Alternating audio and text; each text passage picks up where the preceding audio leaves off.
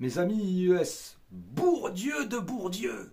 Si j'avais su ce que ça allait donner, ce genre de réaction, non, en réalité, je savais plus ou moins que ça allait donner ce genre de réaction,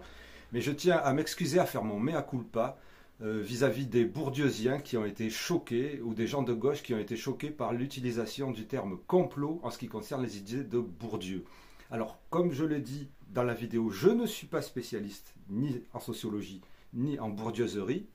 Personnellement, pour moi, l'utilisation du terme de complot, je l'ai faite consciemment et inconsciemment, à la fois par humour pour aller dans l'extrême, parce que c'était ce qui traduisait chez moi le mieux cette impression de caricature idéologique que j'avais ressentie en lisant la thèse de Wilfrid Ligné et surtout en regardant la vidéo de Gregor Simpson. Donc c'était cette impression-là d'idées simplistes qui, au final,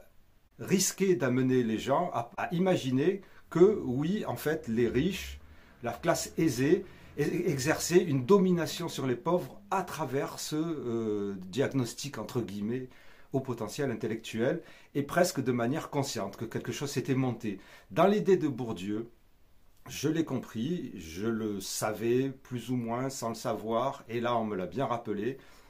Dans l'idée de Bourdieu, pendant toute une période de sa vie, l'idée c'était de parler d'une sorte de chef d'orchestre invisible qui dirigerait tout ça. Il n'y aurait pas d'idée consciente, il n'y aurait pas de complot conscient avec des gens qui se regroupent et qui disent « Ah ouais, on va faire ça, on va faire ça ». C'est pas ça. Ceci dit, pour moi, l'idée de chef d'orchestre invisible, ça me fait un peu penser à cette idée de main invisible du marché qu'il y a chez la droite aussi, chez la droite libérale. Donc, alors je ne sais pas qu'est-ce qui se vaut mieux, hein, chef d'orchestre invisible, main invisible du marché, peu importe, j'ai pas envie de me placer là-dedans. Et puis je dois rajouter qu'en essayant de faire des recherches sur Bourdieu, je suis tombé sur un article de Conspiracy Watch qui montrait que Bourdieu, sur la fin de sa vie, avait eu quelques déclarations véritablement complotistes, qui ont carrément simplifiant lui-même ses propres idées, et que, de toute manière, selon quelques observateurs qui savent de quoi ils parlent, et qui sont même des bourdieusiens, il y a une certaine, on va dire, gauche, qui a repris les thèses de Bourdieu pour les utiliser de manière conspirationniste, complotiste. Donc voilà, ça n'enlève rien à la démonstration de ma vidéo, puisque de toute manière, il ne s'agissait pas de lutter contre Bourdieu, évidemment, mais les idées qui étaient exposées dans la vidéo de Gregor Simpson et les idées qui sont exposées dans la thèse de Wilfrid Ligné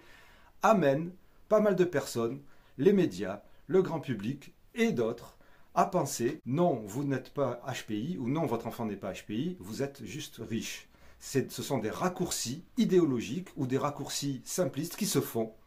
à cause de ce genre de discours. Alors peut-être que la pensée de Bourdieu aurait mérité d'être simplifiée, mais voilà, je trouve que ça n'est pas le cas dans les deux trucs, que ce soit dans la thèse, pourtant la thèse elle est grosse, elle est énorme, ou que ce soit dans la vidéo de Gregor Simpson. Voilà, donc mea culpa, Bourdieu de Bourdieu, je ne le referai plus. Et merci.